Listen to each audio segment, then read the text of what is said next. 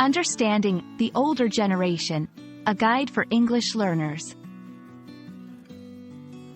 Hello, everyone. Today, we're diving into a very interesting phrase that you might have heard quite often, the older generation.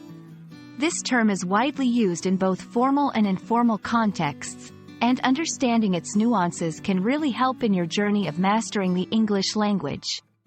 So, let's explore what it means, its uses, and some examples to clear up any confusion.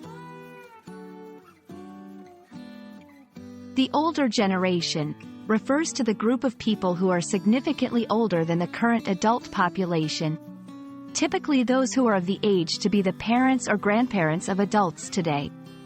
This term is not just about age. It's about recognizing a group of individuals who have experienced different societal norms, technologies, and historical events than the younger generations. This phrase often carries connotations of wisdom and experience but can also highlight differences in opinions, habits, and lifestyles between age groups.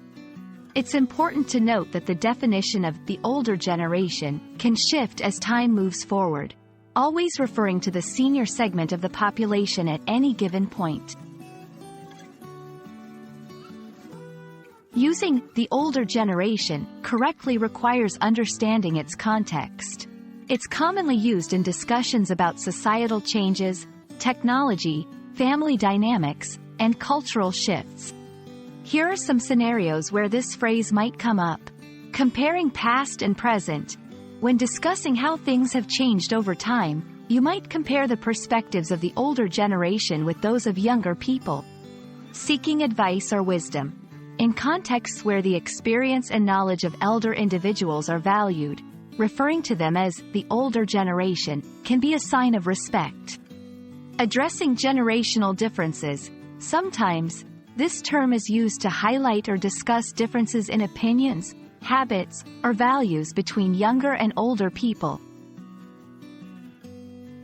Remember, while the term is widely accepted, it's essential to use it respectfully and in contexts that do not inadvertently imply negative stereotypes about age. To help you grasp how to use the older generation in conversation or writing, let's look at some examples. The older generation often has a different perspective on technology, having grown up in a time before smartphones. We should consider the wisdom of the older generation when making decisions about the future. There seems to be a gap in understanding between the younger generation and the older generation, especially when it comes to social media usage. These examples show how the phrase can be used to discuss differences, seek wisdom, or simply identify a group based on age.